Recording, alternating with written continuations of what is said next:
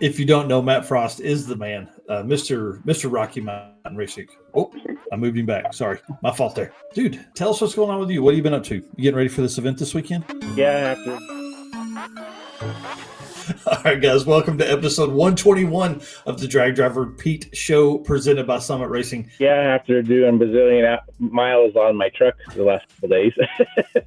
I think since Monday, I put 2,400 miles on. So trying to make up all that work I'm going to miss for the next 3 days, I guess. Jeez, that's crazy. Dude, I don't know what's going on. Why does it keep moving you back, Eric? I'm not touching anything. I promise. I'm not touching anything. All right. Well, we got race weekend coming up, dude. Tell us, man, how excited are you to do a 3-day event? It's going to be pretty cool. After doing Mega Week, I thought, hey, let's do something that's a little bit more mellow. And it was kind of one of those deals where we wanted to make it where everybody that normally races or actually operates the event could race and do the drives and all that stuff. So Adam's going to be, running his car. We thought Chad was going to, but found out that later on in the year that LS Fest is the same weekend, so he has to go to announce that. But anybody that, even all my staff stuff that bring in their cars, we're going to get June Nova out and we're going to go drive the drives with it. It's not quite ready to go down the track yet, but we're going to do the drives. So it's going to be really cool. I just feel like it's more of a laid back kind of atmosphere type situation. I kind of said it like today that it's more of a social gathering instead of, I don't remember what I said, something about social gathering. It's a social gathering instead of social media type situation. So it's going to be back to the basics. What's really going to be cool is going up in the mountains again, getting back here. A lot of people are coming from a lot of different places. A lot of the guys coming from Canada, coming down, and it's pretty cool to see a bunch of guys coming from different states just to come do this 3-day event. So that's pretty cool. Yeah, I'm excited for you to dive off into this because it is going to give you yourself more time to do that kind of fun stuff. The drives aren't going to be brutal, all that. So that should be good. And you're going to get to drive a cool car during it instead of driving the bus and stuff. That's right. Just hang out with everybody and have fun. Our drives are, the one's 125 miles and the other one's 145. And as we kind of left it as our normal format where we'll have 2 days of averages and then we'll have the shootout on Sunday. So you still get that heads up racing along with the average stuff. So I don't know. I think it's going to be different for us. Obviously we've never done this before, but we got a decent turnout, and I think this might be something that I don't think we'll do a ton of them, but we might throw one of these in here and there once in a while just to kind of break it up a little bit. Well, I love it, and I've been saying it for a long time. I'm excited for you to get into something like that and to get kind of big promoter, national level promoter coming and doing a weekend event. I think you're going to love it. To be honest, I think you're going to get to Sunday afternoon and go, what do we do now? It's going to be great. Well, tell us about the route. What are we going to be looking at, man? Well, one of the cool features of this is we're actually going to we rented the Royal Gorge for the morning, and the cars actually get to drive across the bridge, which not very many people get to do that. You get to drive across the bridge, go check it out on the other side, take pictures on the bridge with your cars, and then everybody that actually get to go enter the park after they're done driving across the bridge and coming back, they get to spend as much time as they want in the park. And then after that, it'll be a lot of curvy roads, and the trees have started to change. It's kind of weird because the trees and stuff have actually, everything's kind of changed. Like it used to start about now, you start seeing that the trees change, and it seems like now it's more late September, early October. So climate changes or whatever you want to call it, but there'll still be some stuff changing out there, and just the cool air. That's the biggest thing, is it's going to be a really good, I think the high is supposed to be 80s, and it'll be really cool in the mornings. And obviously when you get up in the mountains, it even gets colder. It'll probably be like 60 to 65 degrees up there. Be way cool for the drives. Yes. And just the scenery, you guys have been Tulsa, Oklahoma, Texas stuff the last little bit because you've had to. This will be kind of fun to be back at Pueblo Motorsports Park. It gives you a ton of opportunity for some great scenery. Absolutely. And we don't have Bannerman right now, so Pueblo's kind of where we're at with it. But yeah, it gets everybody back here, and we'll see a little bit more of that. We'll get into that here in a minute, but we're going to see a little bit more of that coming back west. Bring it on. I'm pumped about that too. Route stops other than Royal Gorge. What else you got planned? The second day we're actually going to Bishop's Castle. I thought originally I was thinking we did both of them on the same day, but it's split up. So Bishop's Castle will be another checkpoint that we have. If you've never been to Bishop's Castle, it's a really cool place where a guy, basically his whole entire life, he built this castle by hand with other people's help. And it's kind of sketchy in a sense because some of the stuff, like it's welded with a flux core welder, and it's got all these different rocks that are. But it's an amazing place. Like if you've never been there, you got to go there. But it's very sketchy and go in at your own risk. But we've had guys go all the way to the top to the ball on the very top, which I think it's probably a couple hundred feet in the air, and they were up there shaking that ball. I'm like, you guys. Attention racers and high performance enthusiasts, are you ready to start your next engine build? If so, there is no better time than right now to check out the Mahle Motorsports all-in-one Power Pack piston kits. With over 1,200 applications, these kits come complete with pistons, rings, wristbands, and clips, all designed to work together. Mahle Motorsports Power Pack piston kits take out all of the guesswork, so no more trying to determine if a piston will need this ring to work with a certain cylinder size. Mahle Motorsports did all that engineering for you, so you can get to the part that matters, which is building a power plant that leads you to victory lane. Visit MahleMotorsports.com for more details. And for all of our podcast listeners, Mahle is spelled M-A-H-L-E. You're nuts. Like, there is no way. I got to a certain point. I'm like, I'm good. I can't go. This is enough for me. Yeah. They're up there shaking that ball. So very, very cool deal. So man, that's crazy. Yeah, that's like a staple of Rocky Mountain. You know, the Bishop's Castle is a cool deal, and I sadly have never been. I missed the day you guys stopped by there when I went out in 23, and I won't miss it next year. I promise. Good. Yeah, you got to check that out. That's definitely. And you know what's crazy is I've lived here my whole life, and I didn't know it was there until we went. And it's pretty amazing. If you come into Colorado, you got to go see that. That's just one of those things you got to go see. Yeah, for sure. Should have been on my list a couple weeks ago, I guess. Oh yeah, that's right. Yeah, we went Pikes Peak, and that was pretty sketchy. Oh, I bet. That's another place. What's crazy is I've never been up that. I need to go do that. It was one of the scariest roads I've ever drove, but it was super cool. Like, you're going up those curvy roads, and you're above the clouds, and there's no guardrails on the side. But like, once you get up there, the views are incredible. It's only about 45 minutes to get all the way to the top, as long as the weather is good. Yeah, wow. You're getting to that point where you're going to start seeing snow on the top of that thing here pretty soon. There was when we were there. Not a lot, but there definitely was. Yep. Yeah, it'll change real fast up there too. That weather can go from nice to you're in a blizzard real fast up there. Yeah, I think, Mike, when we click on anything, it's moving them. That's what I was like, oh, hey, that's so weird. It doesn't do that very often, but I guess when it does. Okay, well, comments at the end. That's what we'll do. Right. What classes are you going to have for race weekend? Same as we always do. It'll be every class, all of our index classes. We're doing the pickup, the bikes, junior street. You got stick shift class, you got gasser, you got hot rod, unlimited, 850, rowdy radial, unlimited, and ultimate radial. I think that's almost all of it. Yeah, that's awesome. Mark Cooling here in the comments saying, what is the time window for the bridge crossing? We'll talk about that in the driver's meeting, but it's basically from 7. It's an arrow time. We have it from 7:30 to 9, and we'll have to split it into 3 groups as they're going across, because their ranger will take one group across at a time and then bring them back. We don't get a lot of time on there, but I think the little bit of time we have on there is going to be pretty cool. That said, not very many people get to do that. So yeah, so we got to be there at 7:30 in the morning, and then we got to be back out of there by 9:30 as far as going across the bridge. Anybody can stay there all day for the rest of the time. Very cool. That's too cool. That's cool, man. I can't wait. What that reminds me, what kind of time are you when will you be racing? It'll be Friday and Saturday will be 3 p.m. to 10 p.m. And then Saturday it'll be Sunday, I'm sorry.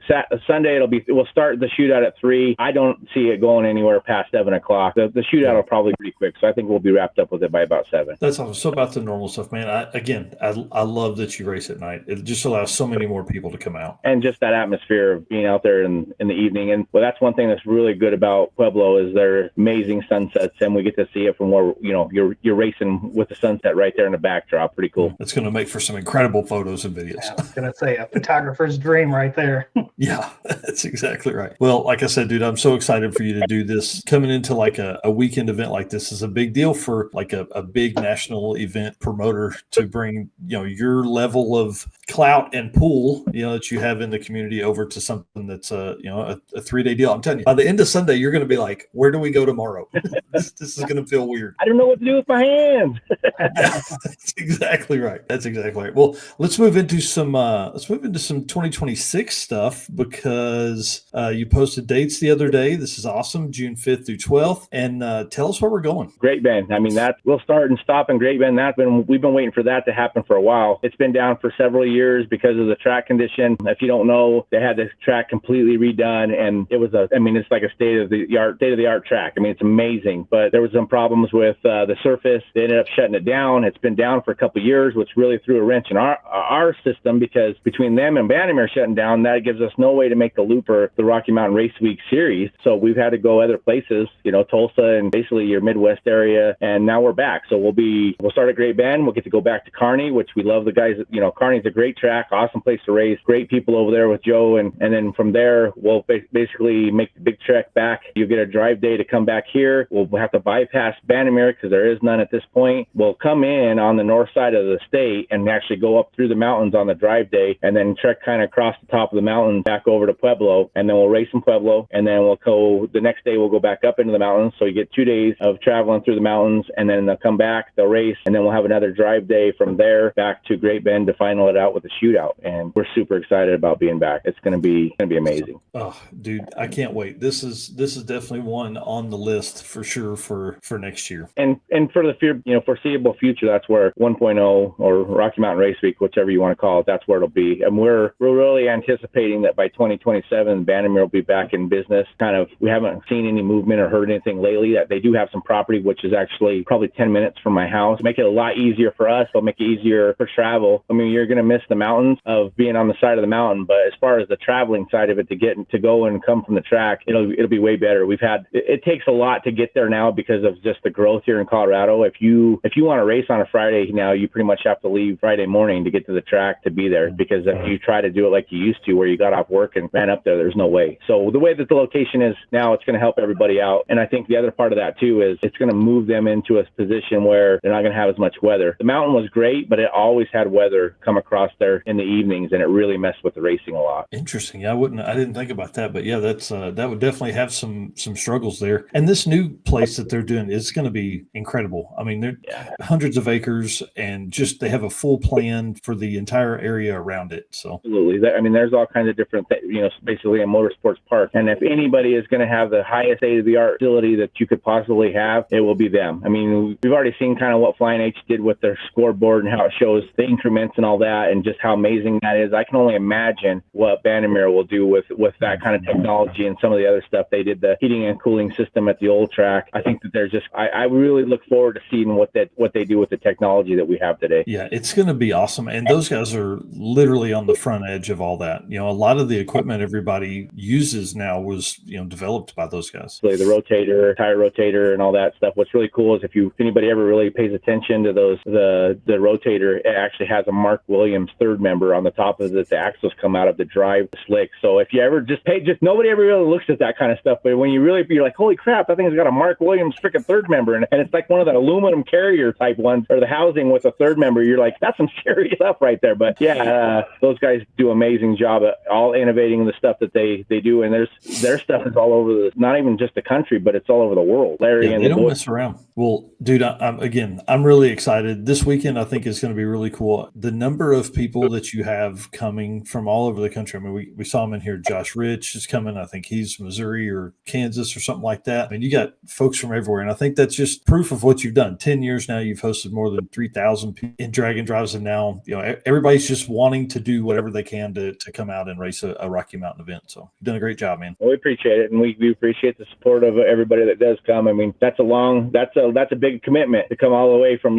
Florida and any of these states to come out and do this. And the guys from Canada and all them coming down, like, that's a big commitment to come down for a 3-day deal. It's pretty humbling too on the other side of that, for sure. Yeah, for sure. Well, what are you most excited about? Man, it's just, I don't even know how to explain it, but just how it's going to be laid back and just be able to spend some time with everybody. Like, that's what I want to do. I want to spend out on be out on the drives and hanging out with the guys. And actually, things get so busy for me when we're doing these events. I try to get out there and see as many people as I can, but I don't really get to spend any time with people. So I think this event's going to allow that to happen. I think we'll be able to just chill out a little bit and just hang out with the people. And, we'll still see some 200-mile-an-hour passes. I mean, I know that Jason Hurley's working hard to get his car done. Trevor Brandon, his car is always fast. So we're going to still see some fast stuff too. And the air is going to be really good. So I think that's really going to help with some ETs. But just to kind of just be out there with everybody, I was going to have my own car and actually run the whole at this. I'm kind of bummed out that we ran into some difficulties with that car, but we're going to do some revamp on it over the winter time, and I'm going to have a lot more of a drag and drive friendly car when we come out the other side. But that was kind of my idea. But to get June's car out and just be able to go cruise that thing's a 5-speed car, so getting to run it through the mountains and doing all that, and she might not drive it because she says that I make her nervous when I ride with her, so I might have to drive. But that thing's got it's got a crazy transmission there. It's got the TKX that's face plated and all this stuff, so it bangs in gear when you shift it and stuff like that. She said that I told her that it bangs more than when she drives it than when I do, so now she's all stressed out when she's driving it. Nice. I think, what do you want? I don't know what to tell you.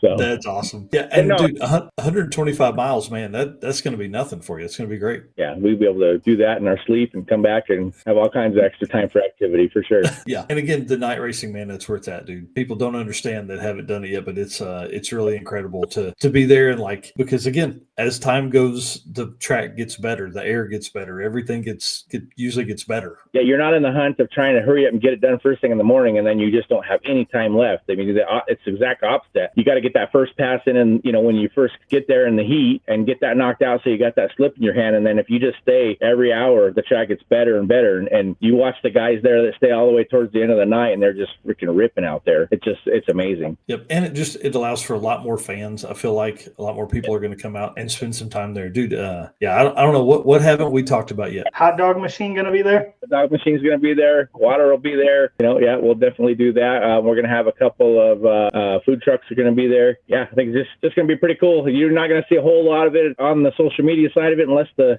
racers post it on there. I think James is going to try to do a live feed. He didn't confirm that, but he was trying to figure out if he could put that together so they could kind of see how they would do with a live feed. So hopefully that happens, but otherwise you're just going to see bits and pieces of it. This is just it's just kind of old school. I said today, pretend like you're an 80s kid where we don't have all the technology and stuff. We're just out there enjoying what we're doing and just having fun. And I think that's exciting for me too, is just to get back to the basics, go out there and we're out there just doing it. Yeah. Well, and one thing we talk about on the promotion side of stuff is the live stream stuff lately has been so good that do you need to go to the track to spectate? Dude, with this one, you'll have to. If you want to see the stuff, you're going to have to go spectate, or you're going to be waiting on it to drop from all the folks that will be there. Yeah, I think, and you're right. We've talked about that, and it definitely, what people don't understand is, it is easy to just turn it on TV and watch it. But if you're within an area where you can get to a track and go, you don't even understand how much that ticket that they could, to come in that gate, what that does for an event like ours to keep it going. And then you just don't get that feel. One thing that's crazy about what we're doing this time that we don't normally do is we're allowing trailers in. You're going to basically, I kind of got this off of King of the Open Road. I know that they do it where you can work out of your trailer. You don't have to put it in impound. And that's kind of what we're going to do because this is laid back. But what I can tell you, even that in itself bothers me a little bit, because even when we were at Havlic's Fastest Streetcar Shootout, okay, we're working on the car the entire weekend, and I don't feel like we ever got out of our pit spot. And I thought to myself while I was driving home, like, what a difference that is from what we normally do, because you got walls up, basically. There's walls there. Like, you don't get to visit when there's no trailers in the way or whatever. Your guys, the other people's cars right next to yours on both sides of you, and front and back and whatever. And just the difference in what that does to get the communication between everybody and the camaraderie is amazing. I mean, don't get me wrong, it was so hot we definitely needed a trailer and to get out from the sun. And sometimes that's where we're at with race week too. But just the difference of not having that camaraderie is huge, and you can see that. And I think that's the same thing that's going on with these live feeds. You're not getting there, you're not feeling the thunder of the cars and the smells and everything else, and people are missing out on that. And then it also gets to the point with that too, is if you're out there just watching it in the garage and you're not going, generally you're going to take your friends or your family or your kids or whatever. If you really pay attention to what's going on, we need a lot more kids to be involved in this. So stop watching it on a live feed, drag your friends in, drag your family in, go grab somebody that's never been to a drag race before and bring them to one of these events, because I don't think everybody really understands how important that is. Yeah, and you can just walk through the pits and actually see these cars. Like instead of just watching them on the TV, you can walk up, you can look inside the car, you can look under the hood, you can talk to the driver. Like it's a touchy subject because like yeah, I'm at home, I can't be there. I would like to watch it, but at the same time, I get like being there is totally different. And if you're able to, you should go because again, you're not going to get those experiences to see the car in person. You know, it's going to look different than it does on a screen when you see it in person. You're going to get to talk to the driver. You're going to get to hear stories about how they've had that car since they were 18 and all the iterations that they've done to it. You're going to get those stories out of that racer that you're never going to see on the live stream. Yep. And most every track, every spectator every spectator ticket is a pit pass. Almost everywhere you go, that's the case. Unless, and even in the bigger events, you may not be able to get up close and personal with some of the big racers because they've got it cordoned off or whatever. But you're still right there in the thick of it. So if you've never been to a drag race, you have to understand that you get to be up close and personal with everything, especially drag and drive stuff. You're really close and personal with them because their clothes and their bags are all shipped out there. All their freaking car parts are out there. Like it's spread out. You get to see actually every part of everything that they have going on is all out there for you to see when you walk up there. Right. Well, and I do think, the cars only in the pits it makes it a lot more welcoming, I would say, for racers or for spectators, because they're looking out and it's not like you're going in someone's area, like if you have a couple trailers there side by side, then yeah, it does become a little bit tight, awnings and stuff like that. Like, they may be a little intimidated. They intimidated and they hesitate to walk in. I mean, I see somebody's interest and I'm like, hey, walk around the car, check it out. You don't got to be scared to come into our pits. It's even like people, hey, I mean, it's respectful and I appreciate it, but hey, can we take pictures? Yeah, take as many pictures as you want. You want your kid to sit in the car, come over here and open the door and get them in there. Like, but you're right. That's the difference between that is when it's all open like that, you feel a little more comfortable going and looking at stuff. And a lot of the time when we're into the big events, you can definitely see that intimidation factor. You got to coach people to come in there and check it out because I get it. A lot of people are nervous and maybe there are some people that aren't welcoming, but that's usually only if they're thrashing or doing whatever. Most of the time, everybody that I've ever been around, they're pretty cool about letting people come and hang out. So well, and the one thing that's great about being able to utilize your trailer during the weekend is you're going to end up with a ton of people camping. The 11:30, midnight, 1 a.m. type stuff, there's going to be a lot more people mingling around. There's going to be some fires. It's going to give you an opportunity to really go out and meet those people that are in the other pits that are, hanging out and talking and stuff. So, more race car friends. Yeah, they're not packing up and going to the hotel right away because they got options. They'll hang out there. Some of them probably weren't intending to stay at their trailer, and they'll probably end up being there. Yep. I've lived that life before too.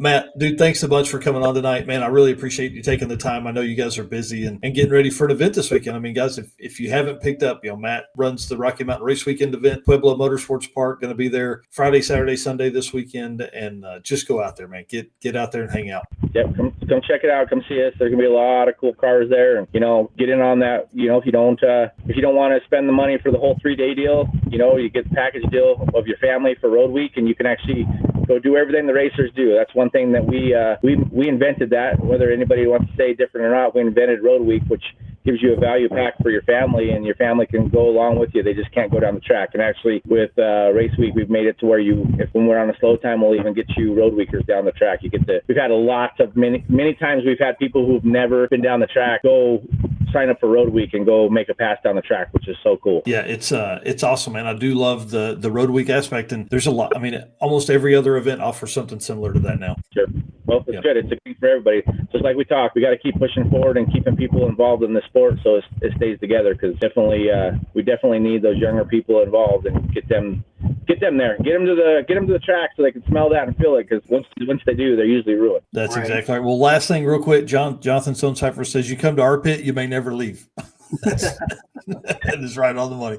All right, man. Thanks so much, buddy. We appreciate you. Yeah. Have a good one. Yeah, you too. Dude, have fun, man. I love that guy. He is awesome. And, Rocky Mountain Race Week holds a special place in my heart for sure. That's what kicked this entire thing off back in 2020. So, a lot of guys in here making comments about it. I'm really excited about them hosting an event like that this weekend. I'm telling you, it's just going to change the way he thinks about stuff. He says, maybe something they sprinkle in. I really think it'll be something that becomes normal for the Rocky Mountain Race Week family. Yeah, I was definitely looking at 2026 and how far Great Bend is from me, and whew, that might be a flight there. Yeah, I was gonna say that may be an airplane ride. Yeah, it's about 11 and a half hour drive.